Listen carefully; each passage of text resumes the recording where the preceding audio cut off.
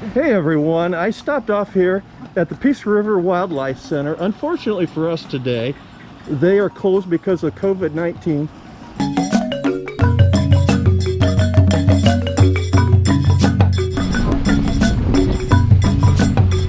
Boy, the day just keeps getting better as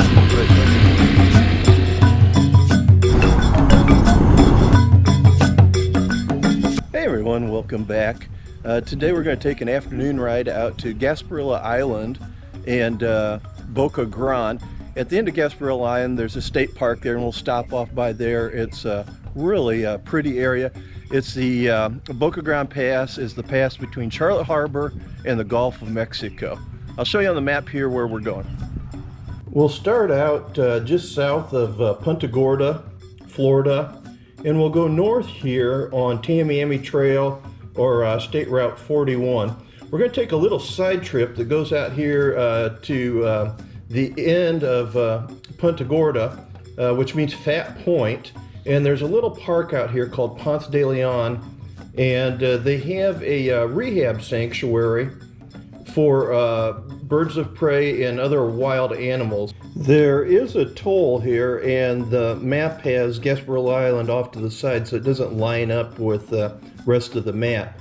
But we'll be able to take the causeway down here, which there is a fee to get out onto Gasparilla Island, and end up all the way down here at Gasparilla Island State Park. It's a nice little park. They have two lighthouses on Gasparilla Island. They have a really cool road, which I'll show you on video, called Banyan Street. I think it's 2nd Street. And you'll see some really old banyan trees which line the street. It's just a beautiful area. So let's get started here on our trip.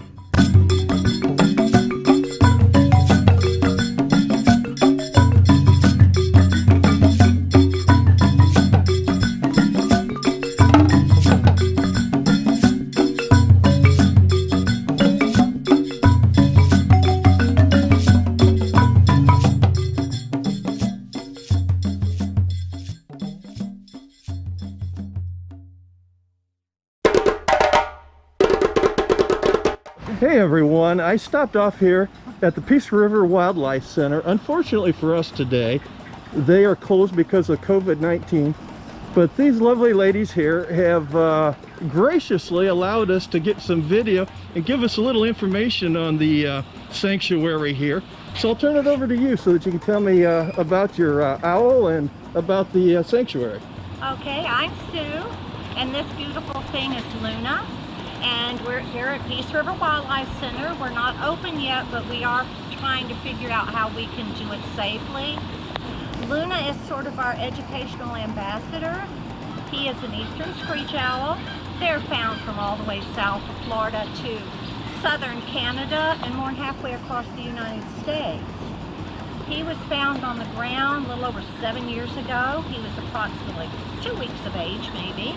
And we brought him in. We never found a nest. How we got there is up for debate, whether Mama threw him away or a crow dropped him. But he was unable to survive in the wild because he never did produce the browns and blacks and the reds in order to camouflage. He has a 21-inch wingspan, and his eyes that look black are not even black. He is not albino. His eyes are actually clear. He's what's called leucistic, L-E-U-C-I-S-T-I-C, and you can look it up. And that just means that he has the pigment, but it did not get dispersed throughout his feathers. Oh, cool. So his eyes are clear. You're actually seeing the back of them. They look black, sometimes a tint of blue. But he also doesn't have the red feet that qualifies as an albino. Do you have a question about him while she's bringing out Odie? Very cool. That is awesome. This is Odie, an eastern screech owl. She represents the smallest of our 5 native varieties of owls in Florida. And she's the same species as Luna, but this is the normal coloration.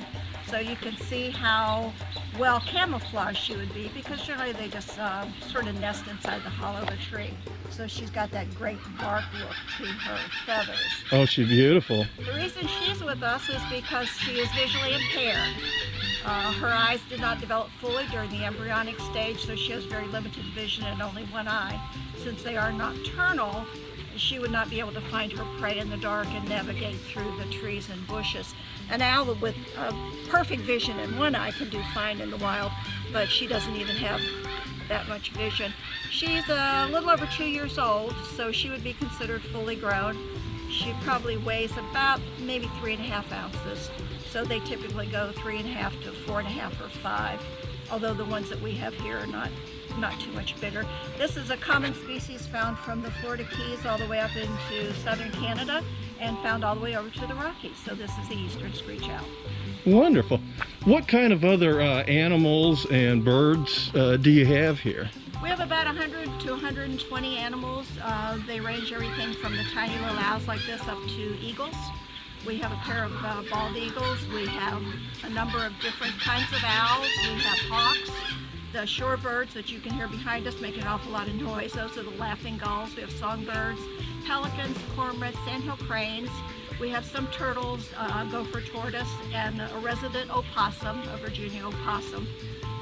We do not take in poisonous animals. We don't have venomous snakes, and we don't have room for things like gators and the big mammals like the wolves and coyotes. Wonderful. And what's your normal hours of service that you would be open for the public? Yeah. That hurt a little bit, didn't it? No, No, not too bad? He's not supposed to do that. Yeah. We're normally open from 11 until 4, and that's every day of the year. Our animals expect to be fed, so we just figured we have to be here to take care of them. We're here to welcome visitors as well. Is there a fee to get in? No, it's donations only. We are nonprofit. Wonderful. We're not funded by any government agency, so we have a donation jug at the door. People also bring us in-kind donations. They bring things like fruits and vegetables. We can always use bleach, toilet paper, laundry detergent. We have a whole wish list down on our website. Website?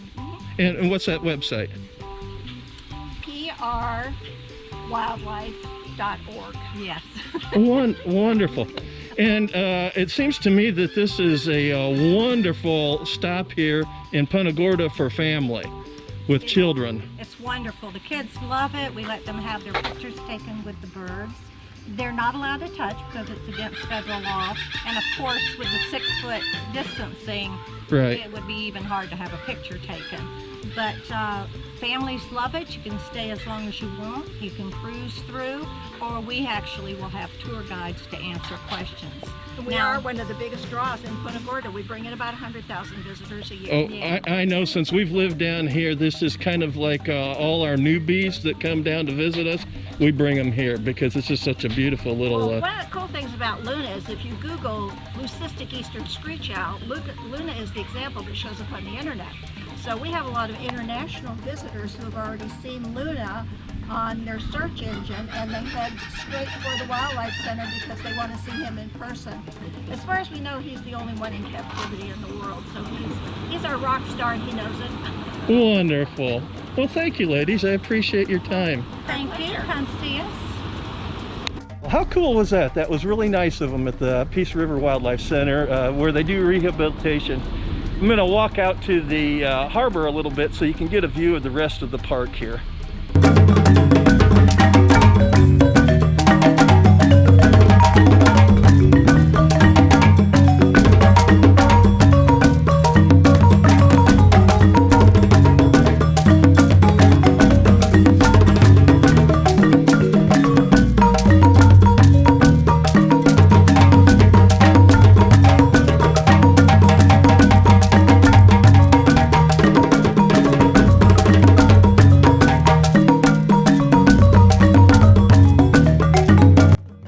I don't know if you can see it or not, but it's really cool. There's some needlefish down in the brackish water here.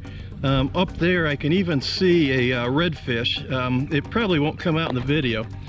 But this Ponce de Leon Park here in Punta Gorda is really, really nice. And one side of the park is the harbor, Charlotte Harbor, and the other side is back in this mangrove swamps where they have boardwalks where you can walk through the mangroves. It's just a really cool park for families, especially with children, and with the Wildlife Center being here, when they get opened up again, it's just a super stop. Well, I think I've got enough video here to actually split this up today and do one as a Punta Gorda and one for the Gasparilla Island. So I hope you enjoyed this video today. If you did, please give it a big thumbs up and don't forget to hit that subscribe button. Thank you.